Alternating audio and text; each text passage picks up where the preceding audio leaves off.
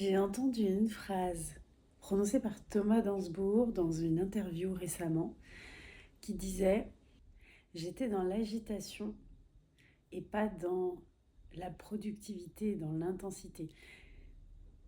Et ça m'a fait tilt sur le fait que très souvent, et ça, c'est une stratégie de notre mental, nous met dans l'agitation, mais pas dans l'efficacité de la productivité.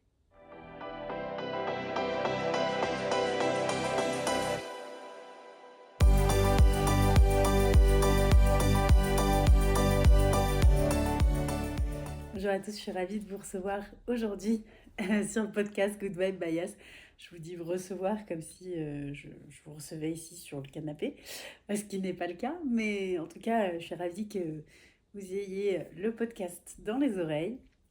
Aujourd'hui, je voulais parler d'une chose qui va tous nous parler, puisqu'on l'a tous fait à un moment donné, et peut-être que vous le faites encore actuellement. C'est le fait d'être tout le temps occupé, avoir l'impression de soi-disant avancer dans ses projets, alors qu'en fait, pas du tout. La première chose, c'est qu'il y a beaucoup de confusion entre le fait d'être productif et le fait de faire beaucoup.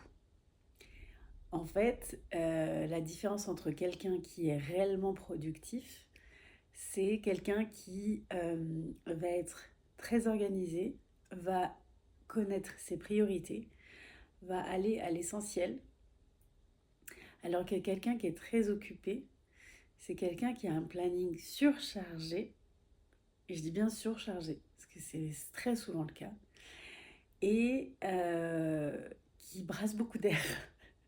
J'aime beaucoup dire ça, mais c'est vrai, parce que j'ai vraiment cette image, je ne sais pas si vous pouvez visualiser ça, mais de quelqu'un qui, en fait, s'agite dans tous les sens, va faire tourner en rond, à aller à un endroit de la maison, puis aller encore à un autre, et puis finalement, et en fait, ne jamais finir ce qu'il était en train de faire.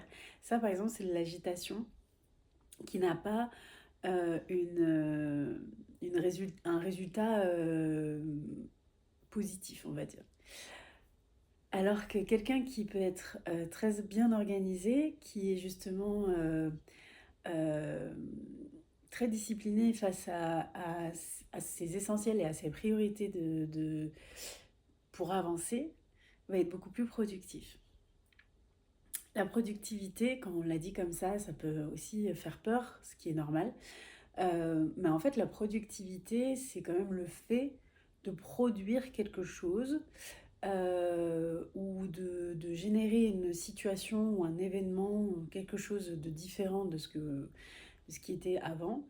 Euh, et en fait, il y a un vrai résultat à ça généralement. La productivité, ça ne veut pas dire, parce que ça aussi je pense qu'il y a une croyance derrière ça, que il faut absolument travailler 20 heures par jour, faire des semaines de 60 heures, faire des choses comme ça. En fait, non, non.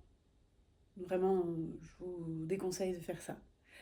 Euh, une productivité intelligente, elle, elle part déjà du principe que vous vous connaissez. Quand je dis vous vous connaissez, c'est-à-dire vous connaissez le rythme, votre rythme de fonctionnement. Il y a des personnes, j'en fais partie, qui sont productifs le matin.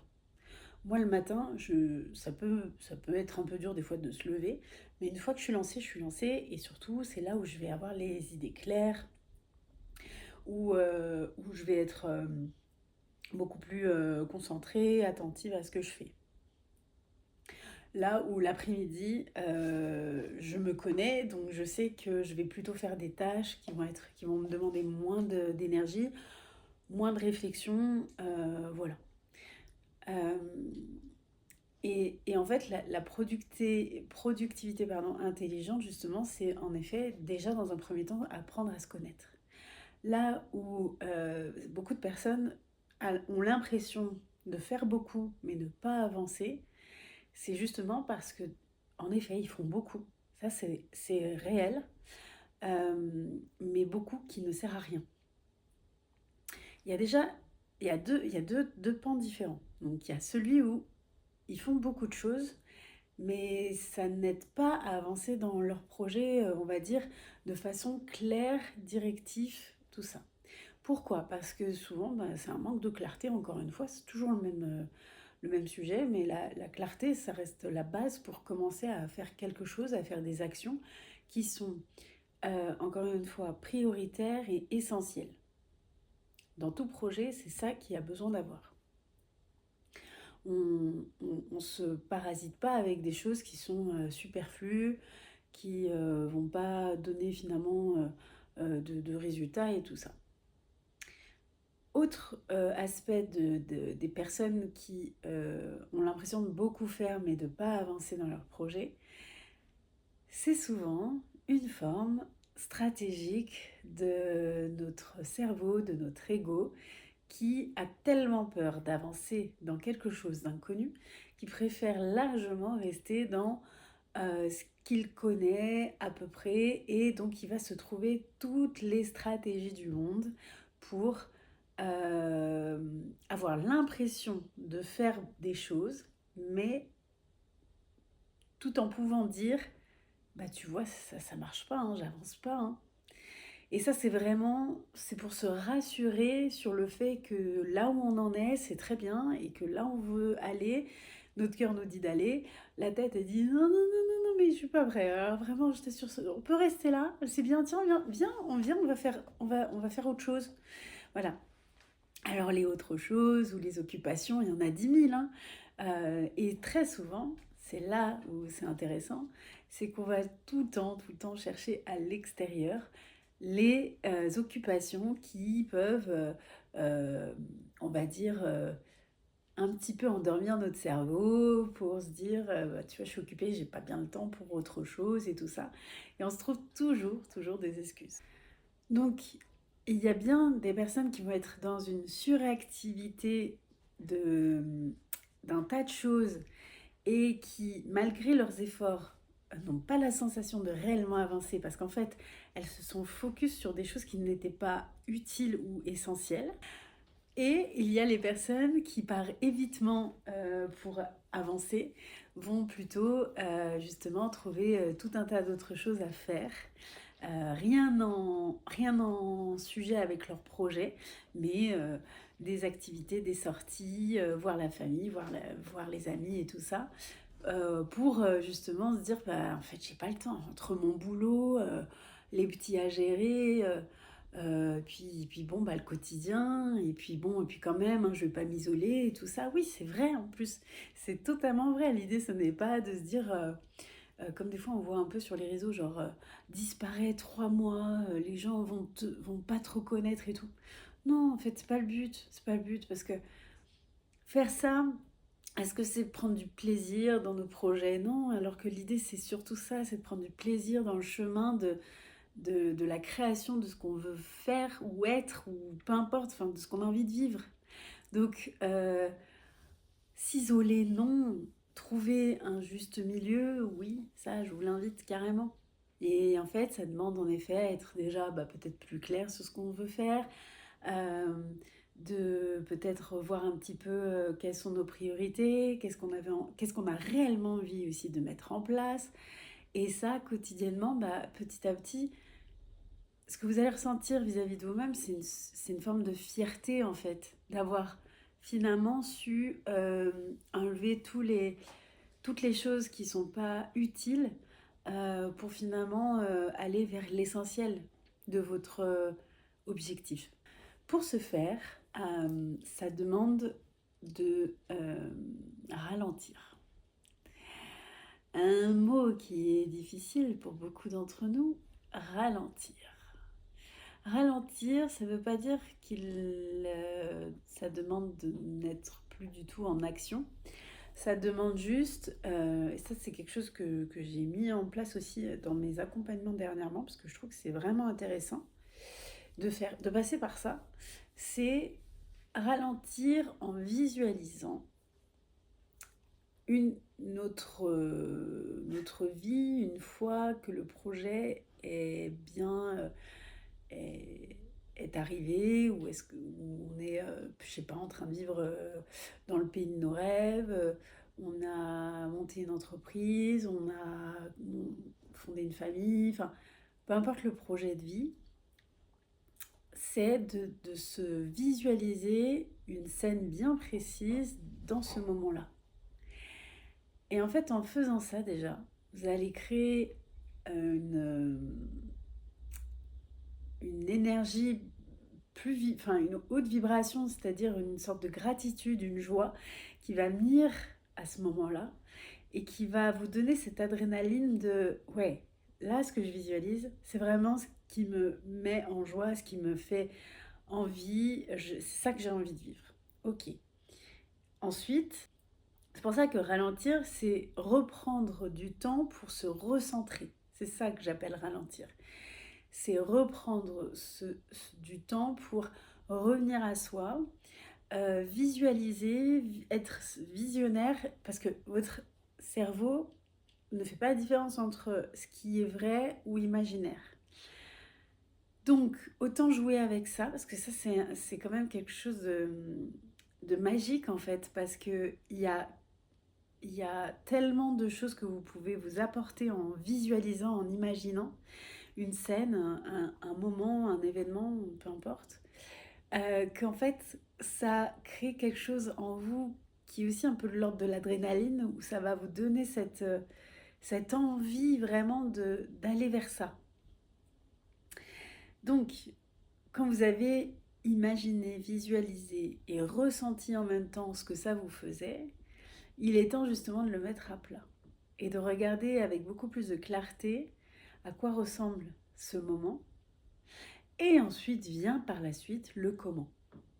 Le comment, il est important de le décider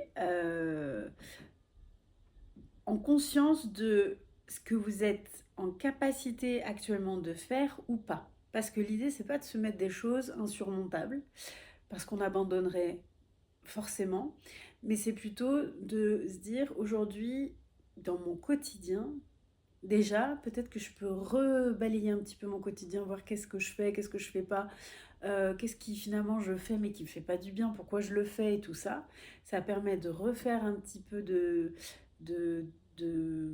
comment dire, de nettoyage et en plus de filtrer aussi un petit peu les choses essentielles pour vous. Et ensuite, de se dire qu'est-ce qui aujourd'hui dans mon quotidien je peux mettre pour commencer à aller vers mon projet, vers mon rêve, vers mon objectif. Et c'est là où la mise en mouvement va être plus intéressante parce que vous n'allez pas être en mouvement pour dire d'être en mouvement, d'être dans cette agitation, overbooké tout le temps et tout ça. Vous allez juste revoir justement vos priorités parce que là, vous savez que c'est aussi donner une valeur à votre être, à vous. C'est-à-dire que quand on a assez d'estime vis-à-vis de soi, et là, je sais ce que vous allez dire, oui, mais j'en ai pas, et c'est parce que si, et c'est parce que ça. Stop. Je vous le dis, stop. C'est bon maintenant. On est au stade de. On se choisit, et surtout, on sait tout le monde mérite tout, en fait. La Terre est assez abondante pour qu'il y ait assez de choses pour tout le monde, et chacun en a une abondance incroyable, tellement illimitée qu'on n'en a même pas conscience. Donc en effet, ça peut être intéressant, ce serait plutôt de se dire, ok, j'ai assez d'estime pour moi pour valoriser ce que mon projet est, enfin, comment mon projet est aussi important pour moi et comment justement dans mon quotidien je fais le choix de faire des choses plutôt que d'autres. C'est ça aussi. C'est pas évident parce que ça demande à faire des choix en conscience, alors qu'il est plus facile de se laisser vivre et de faire semblant comme si voilà, on n'avait pas le choix, on subit notre vie et tout ça. En fait, rien ne vous empêche. Et je le dis, je vis avec quelqu'un, j'ai un enfant, alors il a 10 ans, donc oui, c'est vrai qu'il est plus grand. Bon, il y aura peut-être un petit. Il y aura sûrement un projet bébé dans l'année, donc je serai de nouveau maman avec un petit bébé à gérer et tout ça. Donc en fait, je vous dis tout ça, mais j'ai conscience que les journées ne font que 24 heures et que clairement, il faut du temps aussi pour soi, pour se reposer et tout ça. Et aussi pour le reste, toute la logistique et tout ça qui nous prend tellement la tête, surtout principalement nous les femmes. Je veux pas faire de généralité, mais quand même, ça reste très féminin le fait d'être dans l'anticipation, dans la logistique tout le temps, enfin bref, peu importe.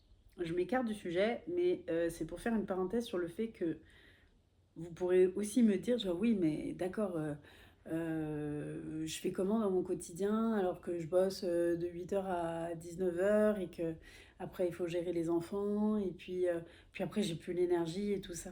C'est vrai, c'est vrai, je comprends. Genre c'est juste une réalité. Mais est-ce que aussi c'est une solution de rester dans ce rythme-là et de pas trouver une soupape à côté ou en fait je pense on fait des choix, et là je m'éparpille encore, mais je ne vais pas rentrer dans ce sujet, on en parlera peut-être sur un autre épisode sur le fait justement de faire des choix dans sa vie, là où on pense qu'on subit et qu'on n'a pas le choix. Mais ce que je veux dire, c'est que parfois il suffit de micro-actions, pas forcément quotidiennes, mais ça peut être même une fois par semaine. Ces micro-actions, il y a forcément une conséquence entre le moment où vous les faites ou les moments où vous ne les faites pas. C'est-à-dire que si tant que vous faites zéro, il se passera zéro.